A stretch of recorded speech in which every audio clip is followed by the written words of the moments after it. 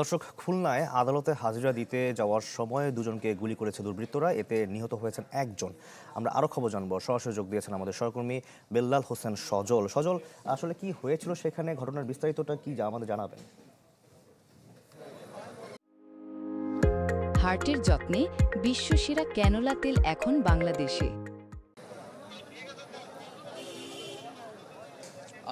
এই মুহূর্তে কিন্তু আমরা আছি যেই জায়গাটিতে এই হত্যাকাণ্ডের ঘটনাটি ঘটেছে। একেবারেই এখানে উৎসুক জনতা রয়েছে, প্রত্যক্ষদর্শীরা রয়েছেন। তারা যেটি বলছেন যে কিছু সময় আগেই এখানে কয়েকটি মোটরসাইকেল প্রায় ৫ থেকে ৬ জন ব্যক্তিরা এখানে এসেছিলেন এবং হাসপাতাল এই যে আদালত চত্বর থেকে কয়েকজন বের হচ্ছিলেন এবং তার মধ্যে দুজনকে তারা কিন্তু প্রথমে গুলি করেন এবং পরবর্তীতে কিন্তু ধারালো অস্ত্রের আঘাতে তারা কিন্তু এই যে আমরা এখন পর্যন্ত জানতে পেরেছি যে দুইজন গুরুতর আহত হয়েছে, এর মধ্যে একজন এখন পর্যন্ত মারা গেছেন বলে জানা গেছে। আমরা এখানে আছি খুলনা সদর থানার ভারপ্রাপ্ত কর্মকর্তা অফিসার ইনচার্জ শফিকুল ইসলাম। তার কাছ থেকে একটু জানতে চাই কি ঘটনা ঘটলো। আসলে আমরা সাড়ে বারোটার পরে একটার দিকে আমরা জানতে পারলাম যে এখানে একটা ইনসিডেন্ট ঘটছে আমাদের সার্কিট হাউসে ইয়ার সামনে। তখন আমরা এসে দেখি এখানে ভিকটিম নাই। ভিকটিমরা ততক্ষণে চিকিৎসার জন্য তারা 250 বেডে চলে গেছে। পরে এখানে আমরা এসে এটা কর্ডন করি, নিরাপত্তা দেয়। দুটা মোটরসাইকেল, কিছু গুলির কুশা পড়েছে, এতটুকুই। আমরা একেবারে এখনো প্রাথমিক পর্যায়ে, আসলে তদন্ত না করে কিছু বলতে পারছি না। এরা কী জন্য আসছিল, কেন আসছিল, তারা কি হাজিরা দিতে আসছিল কিনা এটা। দুজন তো হাসপাতালে গিয়েছেন, তাদের অবস্থা কতটুকু জানতে পেরেছেন?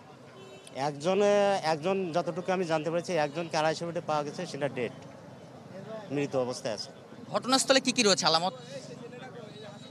কার্তুস আছে কিছু, 2-3টা কার্তুস আছে এবং 2টা স্যান্ডেল আছে, একটা চাপাতি দা জাতীয় একটা জিনিস আছে, 2টা মোটরসাইকেল আছে। আচ্ছা, এই মোটরসাইকেল নিয়ে আসছিল তারা মারার জন্য এরকম?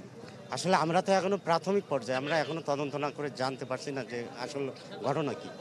জি, আপনারা শুনছিলেন যে ঠিক আদালত চত্বরের এই জায়গাটিতেই কিন্তু এখন পর্যন্ত আলামত সংগ্রহের জন্য পুলিশ জায়গাটি ঘুরে রেখেছে এবং এখানে এখন আমরা দেখতে পাচ্ছি সেই যে রক্তের ক্ষত, রক্তের চিহ্ন, সেটি কিন্তু এখনো শুকায়নি এবং আপনারা দেখতে পাচ্ছেন দুটি মোটরসাইকেল কিন্তু ঘটনাস্থলে রয়েছে এবং পুলিশ এই ঘটনাস্থলের জায়গাটি একেবারে যে ঘিরে রেখেছেন এবং সেখানে কিন্তু আমরা দেখতে পাচ্ছি একটি ধারালো অস্ত্র চাপাটির মতন, সেটি কিন্তু ঘটনাস্থলে রয়েছে এবং দুটি স্যান্ডেলও দেখতে পাচ্ছি এবং আমরা যেটি জানতে পেরেছি যে যেই দুজন ব্যক্তি গুরুতর আহত হয়েছেন তারা কিন্তু ইতিমধ্যে একজন মারা গিয়েছেন এবং আরেকজনের অবস্থাও কিন্তু খুবই আশঙ্কাজনক অবস্থা রয়েছে এবং সবশেষ যে পরিস্থিতি, এখন কিন্তু এখানে উৎসুক জনতা রয়েছে। পুলিশ তদন্ত করে দেখছেন যে তারা দুজনকে আদালতে হাজিরা দিতে এসেছিলেন কিনা বা এইরকম আদালত চত্বরের সামনে এমন ঘটনা কিন্তু একেবারেই সেন্সিটিভ একটা ঘটনা। এই ছিল আমার কাছে খুলনা থেকে আদালত চত্বরে যে হামলার ঘটনা তার সবশেষ।